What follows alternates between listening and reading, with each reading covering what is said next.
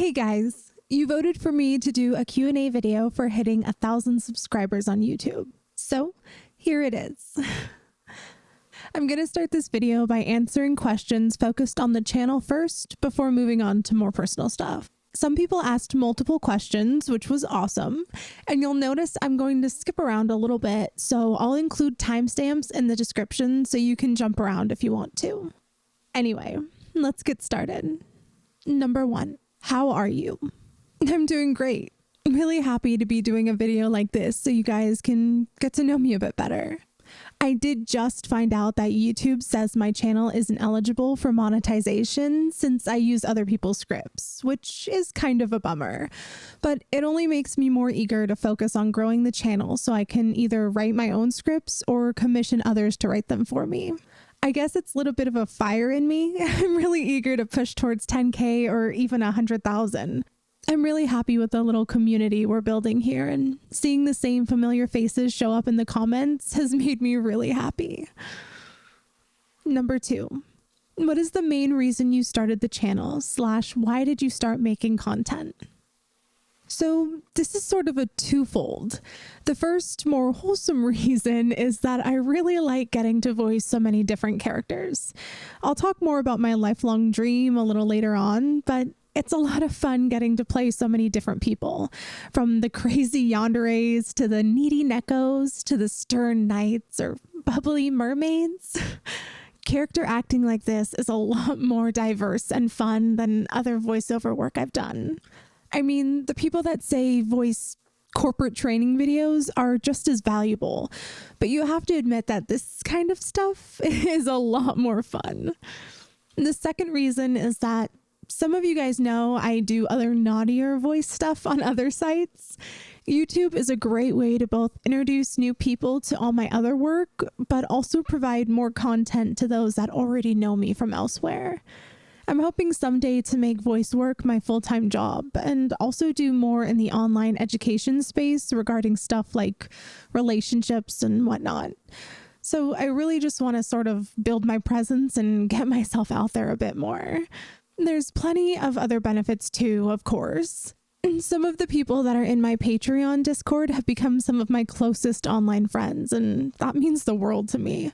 But even more importantly, I really feel like I matter when somebody leaves a comment saying how the audio helped to them in some way.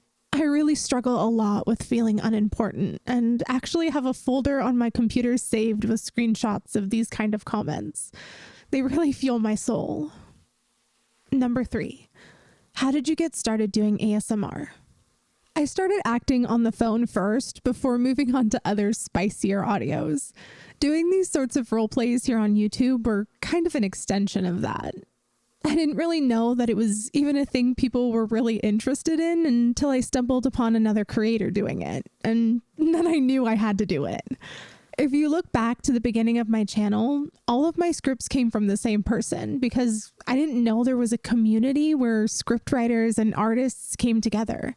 Once I found that community on Reddit and I had a supply of scripts, I really went for it. Number 4. How did you get your name or username? Again, this one comes down to other sites first. I am on other sites that have similar usernames with a similar format. Basically a word that starts with L and then Lexi. Truthfully, I actually don't really like my username that much. I might change it at some point. Number 5. What do you like most about being a voice actress on YouTube? I touched on this one a bit already, but it's really a combination of getting to play so many different characters and also the community here. One thing I love about YouTube specifically from a creator standpoint is that you never know how a video is going to do. I publish 3 times a week, and when new videos release, I obsess over their performance, and it's really exciting to check the YouTube Studio app and see how many people the videos are reaching. There's the potential here for videos to get pushed out way farther than they would on other sites. So it's like a dopamine rush checking my analytics all the time. YouTube suddenly started pushing a video that was over 6 months old, and that was what led to me hitting 1,000 subscribers all of a sudden. I was basically floating in the clouds when that was happening. Number 6. What type of audios do you enjoy creating most? / what kind of stories do you like to do best? My favorites are ones that have characters with really extreme personality traits, which are fun to act, or the ones that have emotional impacts on the listener. But truthfully, I'm still pretty new and I'm trying to figure out what I like doing best. I think that's why there's so much variance in the audios I've published so far. Eventually, I will have a better idea on what I like, what you guys like, and so on. Number 7. What's your process for choosing a script and making a video like? So this is going to be a really non-glamorous answer, but since YouTube is only a small fraction of what I do, I have to have everything very systematized or I'll fall behind. I already have enough scripts vetted and saved to do several years worth of content, though I still do browse for and add new ones. I select scripts first on what you guys seem to like, then based on how much interest is shown for them on Reddit, where I get them from most of the time. I record an entire month's worth of scripts on the same day usually and try to aim for a good mix of different types of content, so I'm not posting, say, 3 yandere audios in the same week. After recording, I edit, recording sound effects as I go if I don't already have them made or they aren't in any of the sound effect libraries I purchased. I listen back through the audio, generate the waveform to go along with my voice, make the background art, combine everything to make the video, make the thumbnail, and then upload and schedule everything. For each step of the process, I do the entire month's worth at once. So the entire next month of videos is already scheduled. And this is also why sometimes I can't respond to the comments right away. The video may be published, but I might not actually be online when it goes live. Number 8. What are your views on collaboration / will you do collabs? This is a great question. I definitely want to do more collabs. In fact, this is a major goal of mine for the next few months. I know they're a great way to grow on YouTube, and I'd really like to make more friends who also make this type of content. I guess I just haven't thought of myself as big enough yet to really make it worth it for other creators to work with. But by the end of the year, I think it would be cool to be doing a couple of them a month. Number 9. Do you want to expand into movies / games as a voice actress, or even an on-screen actress? Okay, so here's the thing. My dream ever since I was little was to voice a character in a Disney movie. To be a part of someone's childhood, even as a minor character in a movie they love, would be absolutely amazing. The problem is, because I've done work that major companies probably wouldn't be too happy with, that dream is probably dead now. I have done game sound effects for one company, but I'm not allowed to say for who. I would absolutely love to do more of this kind of work. Audiobook narration is another area I'd love to branch into at some point. But again, because of other work I've done online, there are a lot of people who probably wouldn't want to work with me. So let's get this channel big enough so I can start my own animation studio. Just kidding. But yeah, I'd love to do more voice acting in other areas too. Number 10. Will you do one of my scripts, please? Possibly, yeah. Send me an email with a link to it. Number 11. Who are your favorite ASMRtists to listen to, if any? To be honest, I don't really listen to anybody else, and when I do, it's more for analytical purposes than for entertainment. Feel free to share some recommendations in the comments, though. Number 12. What advice would you have for someone just getting started with ASMR? Don't get hung up on equipment. Obviously, I'd love a better microphone, but I use what is literally probably the worst possible microphone for this type of content. It's literally designed to be used on stage during loud concerts, and I have to use it because the place I record is quite loud. One day I'll be able to improve on that or buy a vocal booth, but yeah.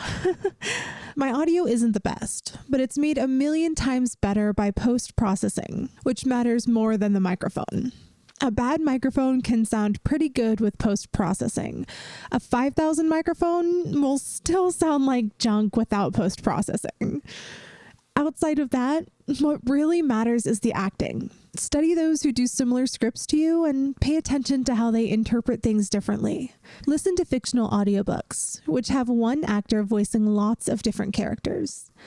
Audiobook narration is peak talent in my opinion. You can learn a lot by studying them.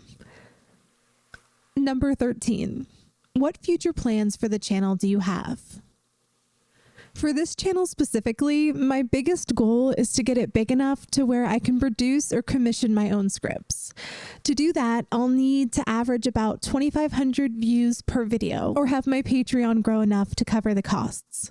Having my own scripts will allow me to take ideas that you guys really like and make them a reality without having to rely on other people. I'll be able to release extra parts for audios you really like, add alternate endings, and keep the quality more consistent too. I'll also be able to play around with different titles, which will help the videos reach more people. It'll be better for everything. So, before we continue, here's a quick word from the channel's first sponsor, me. My Patreon doesn't only give you early access to content and ad-free videos because, let's be honest, YouTube is still going to run ads even though they say I'm not allowed to earn money from them. You'll also get access to over 100 spicier audios with over 15 more added every month. Plus my private Discord server where you can come hang out with me. Plus extra artwork to go with my audios. Plus your name in the description. Plus the ability to easily search through and download audios. Plus the ability to vote for content you like to see. And more. Last month, I published 35 audios there. I'm pretty sure there's nobody else publishing more audios than me. So yeah, if you want to support the work I'm doing, even $2 a month helps a ton. The link to my Patreon is in the description of all of my videos, including this one. Now, back to the next question. Number 14. Do you have any plans to do any streaming on Twitch? Oh my gosh. Yes, I would love to. The only problem is my internet is not good enough to stream in HD. I tried running a test and it was just atrocious. I live on the outskirts of my town and use Starlink, and it's just not good enough yet for streaming. I'm thinking of starting a VTuber channel where I commentate and upload gaming stuff. I'm also thinking of doing anime reviews because that's something I've been interested in for a while. But I don't know. If you're interested in either of these ideas, please let me know and share your ideas. It'd be cool to know if any of you guys would tune into that sort of thing. YouTube has their premiere feature where it kind of acts like a live stream while the video is airing for the first time. I was thinking maybe I could hang out during the premieres and talk back and forth with people. It would be the closest thing to streaming that I could do with my poor internet. Though if my Patreon grows enough, I'll just rent an office in town that has better internet, even if I only use it to stream a couple of times a week. Number 15. Do you watch anime? If the answer is yes, which is your favorite? Oh, yes, absolutely I do. I actually just got into it a couple years ago, and now I am totally into it.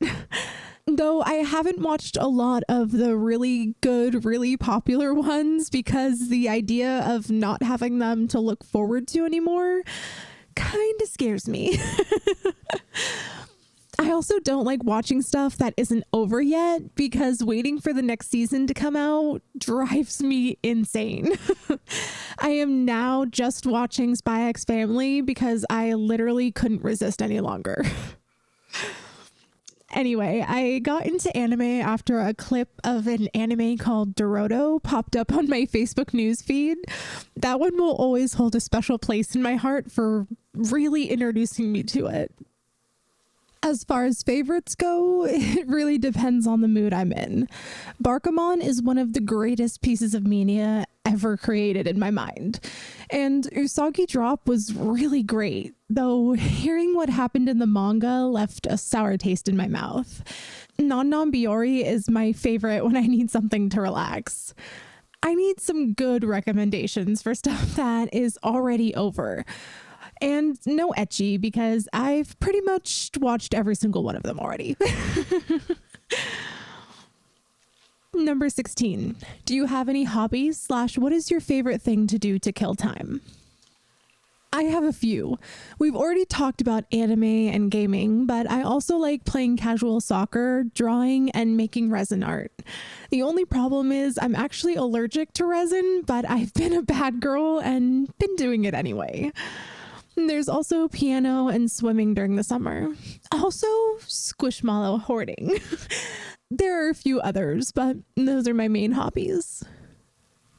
Number 17, do you have any pets? I do. I have a cat named Muffin. Funny story, she has a sister named Minnie, but Minnie ended up growing up to be quite a fat cat, and Muffin is very lanky and tiny. She's also a loudmouth, and part of the reason I really need a vocal booth or a separate recording space to use better microphones. Number 18. I'm Italian. Can you say something in Italian? It's okay even if you can't.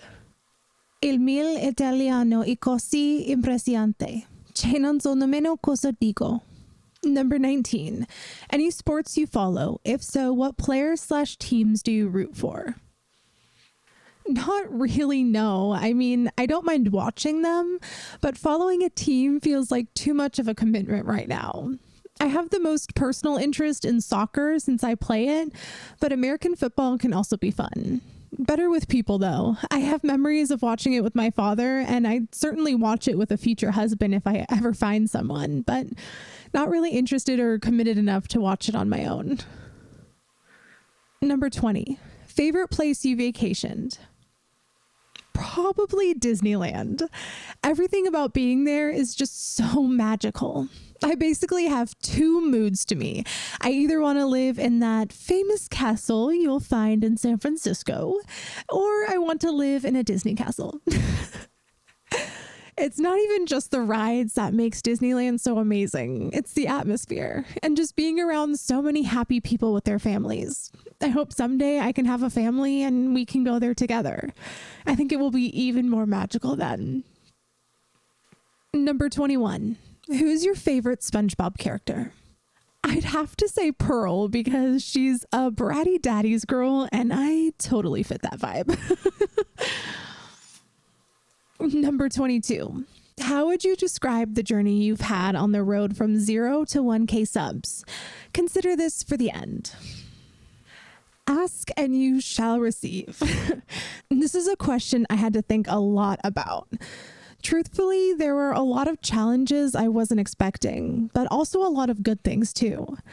I guess there's a big part of me that doesn't feel like I deserve the 1,300 something subs I have as I record this video, because I don't feel like I've put near the work that some people have. I also don't feel like I'm as great of an actress as some of the other people I've listened to. Plus, my microphone really isn't suited to this kind of work. I don't really know how I compare. I just know that I'm going to continue trying to get better. About half of my subs came from YouTube suddenly deciding to push 2 videos over 6 months after they were published. I went from having like 700 subs to over 1,300 in a span of 2 weeks. It's a rush, that's for sure. For a long time, my goal was to hit 1,000 subs since, as many of you know, that's a requirement to monetize your videos and start making money from them. YouTube told me that my videos aren't eligible, so now I have to shift my focus to the future and the next big goal. I don't want to push my own stuff, but I'm really hoping that I can either get enough views to be able to commission scriptwriters or get enough support on Patreon to afford to pay for it. Because a lot of hours do go into making 12 or more videos a month, to be honest. What's making this the most fun is seeing the same familiar faces show up in the comments and knowing that my work is having some impact on people in some way, even if it's just helping them escape from the stresses of life for just a few minutes. So, to end this video, I just want to say I appreciate each and every one of you. Every subscriber has made me so happy. I love every comment, even if I don't always know what to say. Every time somebody has shared a video with someone else or tagged me in a tweet on Twitter, it fills me with joy. Every interaction you make with me is meaningful and gives me fuel to keep going. I have huge ambitions for this channel and other work I'm doing, but I will never forget the people who have been there with me now, since this is basically just the beginning. So thank you for sticking with me, and I'll see you again in another video. So thank you for sticking with me.